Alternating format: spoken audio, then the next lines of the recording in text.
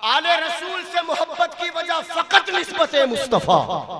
अब उसका कमाल अपनी जगह, उसका इल्म अपनी जगह, उसका वक़ार अपनी जगह, उसकी इज्जतें अपनी जगह, उसकी शख्सियतें अपनी जगह, उसकी तरक्की याफ्ता दौर में कामयाबी और कामराने वाली राह अपनी जगह। ये सारा कुछ न भी हो तब भी हमारे दिल में मुस्तफ़ा के आल से मोहब्बत होगी। इससे नतीजा क्या निकलता? अगर आले रसूल आपके दरमियान पीरे तरीक़त के रूप में आए तब भी हमें उनसे मोहब्बत करना है, क्योंकि मुस्तफ़ा की आल है। और अगर आले रसूल किसी पीर के सामने जान हुए अदब तय करता नजर आए तब भी मोहब्बत करना है। आले रसूल अगर आलिम है, अल्लामा है, फहामा है, प्रोफेसर है, लेक्चरर है तब भी मोहब्बत करना है। और अगर आलिम किसी इदारे में तालिब इल्म की हैसियत से है तब भी मोहब्बत करना है। आले रसूल अगर खूबसूरत है तब भी मोहब्बत करना है। और अगर आले रसूल खुदा ना खास्ता उसके चेहरे पर उतनी खूबसूरती नहीं तब भी मोहब्बत करना है। आले रसूल अगर गोरा है तब भी मोहब्बत करना है, काला है तब भी मोहब्बत करना है। आले रसूल मुसल्ले इमामत पर जलवागर होकर इमामत के फराइज़ अंजाम दे रहा है तब भी मोहब्बत करना है। और आले रसूल अगर किराना स्टोर पर बैठकर चीनी और प्याज तौल रहा है तब भी मोहब्बत करना है, क्योंकि दुनिया वालों से मोहब्बत दुनिया की किसी वजह से होती है, मुस्तफा की आल की मोहब्बत फकत खूने मुस्तफा की वजह से होती है। ला असलुकुम, तुमसे कुछ नहीं मांगता, इल्लल मवद्दत फिल कुर्बा, मगर मेरी अहले क़राबत की मोहब्बत दिलों में रखो। अपने दिल को मुस्तफ़ा करीम अलैहिस्सलातु वस्सलाम की मोहब्बत से सरशार रखो और आले मुस्तफ़ा करीम अलैहिस्सलातु वस्सलाम की मोहब्बत अपने दिल में जागुज़ी रखो। अपने दिल को उनकी मोहब्बत से मुनव्वर और मुअत्तर करो।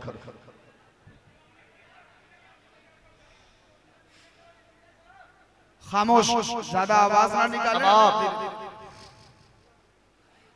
थोड़ी सी तवज्जो है आपकी। इस तरफ का साउंड बढ़ाओ ना, मॉनिटर का जो इस साइड है इसका साउंड बढ़ाओ। अब आप जरा उस करबला के मंजर को अपनी निगाहों के सामने रखें। करबला का मंजर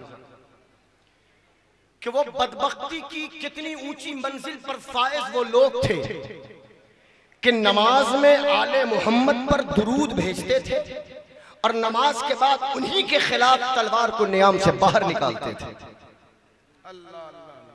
अकीदे की तो लड़ाई थी नहीं, अकीदे की तो लड़ाई थी नहीं। वो भी खुदा को एक मानते, ये भी खुदा को एक मानते, वो भी मुस्तफ़ा को मानते, ये भी मुस्तफ़ा को मानते, वो भी नमाज के पढ़ने वाले, ये भी नमाज के पढ़ने वाले। उन्होंने भी शरीयत इस्लामिया के नाम नेहाद ठेकेदार बनकर अपनी बादशाहत का लोहा मनवाने की नाकाम कोशिशें की थी। और उस यजीदी फौज में न जाने कितने ऐसे थे जो पंजवक्ता नमाजी थे, जो मुत्तकी थे, जो परहेजगार थे, इल्ला माशा अल्लाह। लेकिन जरा देखो तो सही फर्क क्या था कि लड़ाई अकीदे की नहीं थी, लड़ाई फिक्र की थी कि हक और बातिल के दरमियान, दुनिया के दरमियान ऐसी खत्ते फासिल कायम करना था कि दुनिया इंसानियत में अगर किसी बाप की गोद में जवान बेटे की लाश तड़प रही हो, अगर किसी बाप की गोद में जवान बेटे की लाश तड़प रही हो, अगर किसी माँ की गोद में मासूम बच्चों की लाशें तड़प रही हो, अगर किसी भाई के सामने बड़ा भाई मौत की नींद सो रहा हो, अगर किसी बच्चे के सामने बाप की लाश तड़प रही हो, अगर पलटकर किसी और से हौसला मांगो तुम्हें कोई हौसला देने के लिए तैयार नहीं। ऐ मुसीबत में घिरे हुए सुन्नी नौजवानों, कहीं और देखने की जरूरत नहीं, पलटकर करबला की तारीख उठाकर देखना, कोई हौसला दे न दे, करबला का मुसाफिर तुम्हें हौसला देता। वाह वाह वाह वाह वाह वाह, जिंदाबाद, सुभान अल्लाह। लोग कहते हैं कि मेरे इमाम जंग लड़ने के लिए गए। क्या कहते हैं लोग? हुसैन जंग लड़ने के लिए गए। अरे हम हुसैन, उस हुसैन के मानने वाले हैं। अगर मेरा हुसैन जंग लड़ने के इरादे से मदीनतुल मुनव्वरा से निकलता और एक बार खली नाना जान के कब्र मुबारक के पास खड़ा होकर यह ऐलान कर देता कि मैं जंग लड़ने के लिए जा रहा हूं, तो मेरा यकीन कहता है कि आगे आगे मेरा इमाम होता, पीछे पीछे पूरा अहले मदीना होता।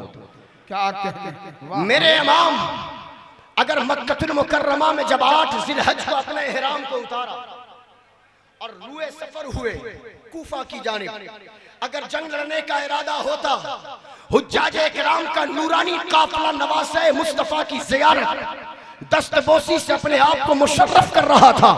अगर इमाम एक बार कह देते, ऐ मेरे नाना के गुलामों, मैं कूफा की जानिब जंग लड़ने के लिए जा रहा हूँ, मेरा यकीन कहता है कि जितने मुल्क से आए हुए हुज्जाजे किराम थे वो अपने एहराम को उतारते, दम लाजिम आता, दम देते और कहते कि हुसैन, कल भी आप हमारे इमाम थे, आज भी आप हमारे इमाम हो, आप आगे आगे चलो, गुलाम आपके कदमों की पैरवी करते हुए पीछे पीछे चले। क्या बात, वाह वाह वाह वाह। मदीना खाली होता, पूरा मक्कतुल मुकर्रमा खाली होता, लेकिन मेरे इमाम ने जंग लड़ने का इरादा नहीं था। भला सोचो तो सही कि जंग लड़ने अगर कोई जाता है तो क्या 6 माह के गोद में रखे हुए अली असगर को लेकर जाता है? जंग लड़ने के लिए कोई जाता है तो क्या 6 साल की छोटी शहजादी सैयदा सकीना को लेकर जाता है? क्या कोई जंग लड़ने जाता है तो 6 से 7 साल, 7 से 8 साल की उम्र के नौनिहाल ओनो मोहम्मद को लेकर कोई जाता है? क्या जंग लड़ने कोई जाता है तो अपनी बीवियों को, बच्चों को लेकर जंग लड़ने के लिए जाता है? अगर जंग लड़ने के लिए जाना था तो ये आबिदे बीमार का तपता हुआ जिस्म साथ में क्यों गया था? ये सैयदा सकीना की प्यास क्या कर रही थी? ये नन्हे अली असगर के हुल्कों में नाज़नीन पर तीर खाकर मुस्कुराना क्या सबक देता है? हजरत सय्यदुश्शुहदा इमाम हुसैन रज़ियल्लाहु ताला अन्हु मैदान करबला में जंग लड़ने के लिए नहीं गए, जंग लड़ने के लिए नहीं गए, बल्कि तारीख़ इंसानियत को एक नया दर्स देने के लिए गए कि जालिम कितनी भी कुव्वत के साथ, जालिम कितनी भी ताकत के साथ, जालिम कितने भी पावर के साथ अगर तुम्हारे मद्दे मुकाबिल खड़ा हो जाए तो तुम्हें डटकर उसके सामने खड़े हो जाना है। सर कट जाए या सर बच जाए, कोई तुम्हें शाबाशी का तमगा दे न दे, करबला के इमाम हुसैन तुम्हें शाबाशी का तमगा जरूर अता फरमाए। अल्लाह अल्लाह अल्लाह, सुभान अल्लाह, सुभान अल्लाह, क्या बात, सुभान अल्लाह, वाह वाह। 2 मुहर्रमुल हराम को ये नूरानी काफिला कूफा पहुंचा। तकरीबन 431 किलोमीटर का सफर मदीना से मक्कतुल मुकर्रमा, मक्कतुल मुकर्रमा से कूफा तक 1447 किलोमीटर का ये सफर करके ये नूरानी काफिला मकाम नवा, मकाम करबला में मौजूद है। अब आपको मैं थोड़ा सा 5 से 10 मिनट में अपनी गुफ्तगू को समेट रहा हूँ। मकाम करबला में सय्यदुश्शुहदा इमाम हुसैन रज़ियल्लाहु ताला अन्हु का ये नूरानी काफिला मौजूद है। 18 साल के जवान बेटे का नाम हमशबीह पैगंबर सय्यदना इमाम अली अकबर है। 17 साल के सय्यदना इमाम कासिम के सय्यदना इमाम हसन के शहजादे का नाम इमाम कासिम है। 6 महीने के हजरत सय्यदना इमाम अली असगर है। 6 साल की तकरीबन सय्यदा सकीना है। औनो मोहम्मद का बचपन निगाहों के सामने हजरत सय्यदुश्शुहदा इमाम हुसैन रज़ियल्लाहु ताला अन्हु का ये नूरानी काफिला मकाम नवा, मकाम करबला में मौजूद है। 7 मुहर्रमुल हराम से प्यास की शिद्दत का मुजाहिरा, प्यास की शिद्दत को बर्दाश्त करना है। लबों पे पानी का एक कतरा नहीं पहुंचा है। बच्चे भी प्यासे हैं, बूढ़े भी प्यासे हैं, बीवियां भी प्यासी हैं, जानवर भी प्यासे हैं। खानदान का, कबीले का, जानेसारों का कोई फर्द ऐसा नहीं कि जिसके लबों को पानी ने आकर बोसा दिया हो। किसी के लबों पे पानी नहीं पहुंचा है। 3 दिन की सख्त प्यास को झेलने के बाद कोई एक रिवायत सामने रखने के लिए तैयार कोई नहीं है कि मेरे इमाम ने अपनी जबान पर हरफ शिकायत लाया हो या खानदान के किसी बच्चे ने भी ये कहा हो कि हम प्यास से तड़प रहे हैं, पानी का एक घोंट चाहिए। आपको तारीख इंसानियत में ऐसा कहीं नजारा देखने को नहीं मिलेगा कि सामने कलमा पढ़ने वाली कौम जो अब इस घराने पे कलमा भी पढ़ती है और कलमा भी इस घराने पे दुरूद भी पढ़ती है और बाद में इन्हीं के खिलाफ तीरों की, अनियों का, तीरों की, तलवारों की बरसात करने की नाकाम और नापाक कोशिशें करती है। 7 मुहर्रमुल हराम से 10 मुहर्रमुल हराम की तारीख आ गई। 3 दिन की सख्त प्यास है, 3 दिन की सख्त प्यास। आप बोलेंगे कि ये तो वाकई हमने सुना है कि 3 दिन की प्यास है। लोगों, हम 14 से 15 घंटे का जब रोजा रखते हैं ना तो असर के बाद से हमारी हालत गैर होती चली जाती है। बवक्ते इफ्तार खजूर सुन्नत समझकर खाते हैं, लेकिन उसके फौरी बाद हमारा और आपका हाथ शरबत के गिलास की तरफ जाता है। अपने गले को ताजगी पहुंचाने के लिए, प्यास की शिद्दत को कम करने के लिए हम ज्यादा से ज्यादा पानी का इस्तेमाल करते हैं। हमारी नौजवान कौम का हाल तो यह है कि माह रमजान मुबारक में अगर तरावीह पढ़ने के लिए भी किसी मस्जिद का इंतखाब करे तो पहले पता करते हैं कि किस मस्जिद में एसी लगा हुआ है, किस मस्जिद में ठंडक है और किस मस्जिद में शिद्दत की गर्मी पाई जाती है। हम तो अपनी इबादतों में भी फैन का सहारा लेते हैं और एसी की ठंडक में नमाज पढ़ना जानते हैं, लेकिन कुर्बान सय्यद शुहदा इमाम हुसैन के उस नूरानी काफिले पर 3 दिन की सख्त प्यास है, 3 दिन की प्यास, होठ नीले पड़ गए, शुक्र खुश्क हो गए हैं, जबान तालुओं से चिपक चुकी है, लेकिन मजाल है कि किसी बच्चे ने भी जबान पर हर्फ शिकायत लाया हो, जिसकी जबान पर जुमला है वो एक ही जुमला है, एक ही जुमला है कि मौला तू जिसमें राजी है उसमें हम भी राजी हैं, जिसमें तेरी रजा है उसमें हुसैन के ये शहजादे राजी हैं, हुसैन पाक राजी है। आओ तुम्हें करबला की कहानी का एक पाठ पढ़ाऊं और सुनाकर अपनी गुफ्तगू को समेटता हूं। इमाम हुसैन रज़ियल्लाहु ताला अन्हु अपने नाना मुस्तफ़ा करीम अलैहिस्सलातु वस्सलाम के साथ महवे गुफ्तगू है। दोनों के दरमियान प्यार की, मोहब्बत की, वारफ्तगी से खनकने वाली जो आवाज है वो हजरत उम्मे सलमा रज़ियल्लाहु ताला अन्हा के कानों से टकरा रही है। हुजूर की ज़ौजा है, हमारी और आपकी माँ।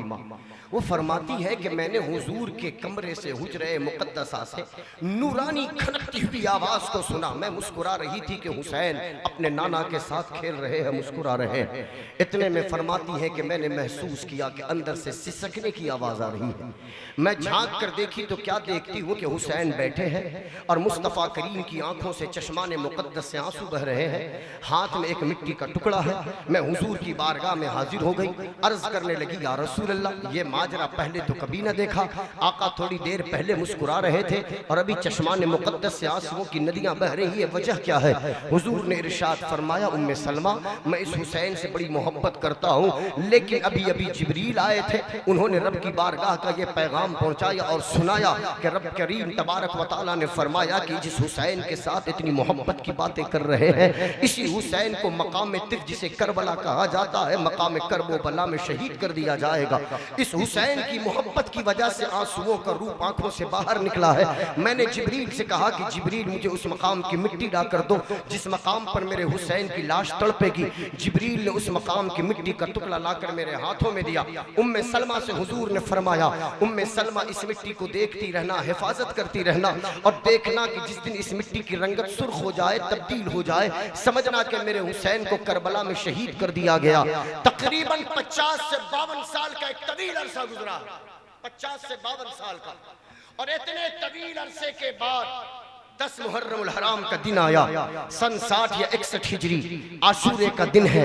उम्मे सलमा फरमाती है, दोपहर में मैं बिस्तर इस्तिराहत पर आराम की गर्ज से लेट गई। अचानक मैंने ख्वाब में क्या देखा, मुस्तफ़ा करीम अलैहिस्सलातु वस्सलाम जलवगर है, आंखों से आंसू निकल रहे हैं, चेहरे पर मुस्तफ़ा करीम अलैहिस्सलातु वस्सलाम के गर्दो गुबार है, दाढ़ियां बिखरी हुई है, जिस्म पर जो लिबास है वो गर्दालूद है, हाथों में एक शीशी है जो खून से भरी पड़ी है। मैंने बेसाख्ता हुजूर की बारगाह में अर्ज किया, फिदा का अबी व उम्मी या रसूल अल्लाह, आपके कदमों से निकलने वाली खाक पर मेरे माँ बाप कुर्बान हो जाएं। आका, बात क्या है? आपकी इस हालत को देखकर मेरा कलेजा मुंह को आता है। आका, माजरा क्या है? ये रोने की वजह क्या है? पैगंबर इंसानियत ने इरशाद फरमाया, उम्मे सलमा, अभी अभी मैं करबला से आ रहा हूँ, वहाँ मेरे हुसैन को जालिमों ने तहे तैख किया, वहाँ मेरे हुसैन के जवान बेटे अली अकबर की लाश पर घोड़ों की टापों से रौंद लगाई गई, वहाँ मेरे हुसैन के हाथों में मेरे हुसैन के शहजादे अली असगर को शहीद किया गया, वहाँ मेरे हसन की निशानी हजरत कासिम को शहीद किया गया। ऐ उम्मे सलमा, मैं अभी अभी करबला से आ रहा हूँ, वहाँ मेरे नवासे हुसैन पर जुल्म सितम पे पहाड़ तोड़े गए और मैंने शुहदा के खून को इस शीशी में जमा फरमाया है। एक शीशी है जो खून से भरी पड़ी है। हुजूर की प्यारी ज़ौजा, हमारी और आपकी माँ उम्मुल मोमिनीन सय्यदा उम्मे सलमा फरमाती है, जैसे जैसे ही मैंने ख्वाब में हुजूर की इस कैफियत को देखा, मैं बेसाख्ता बेकरार बेदार हो गई और मैंने जागने के बाद सबसे पहले उस मकाम की तरफ दौड़ लगाई जहां मैंने उस मिट्टी को तकरीबन 52 साल पहले रखा था। उम्मे सलमा फरमाती है कि खुदा की कसम, जब मैंने मिट्टी को देखा तो मेरी ज़बान से बेसाख्ता इन्ना लिल्लाहि व इन्ना इलैहि राजिऊन निकला कि जो मिट्टी कल तक सुर्ख नहीं खाकी रंगत में मलबूस थी, ख्वाब देखने के बाद मैंने देखा कि मिट्टी अब खाकी नहीं बल्कि सुर्ख में तब्दील हो वाह वाह वाह, नारे तकबीर, जरा बुलंद आवाज से नारे रिसालत, जिक्र शोहदाए करबला कॉन्फ्रेंस।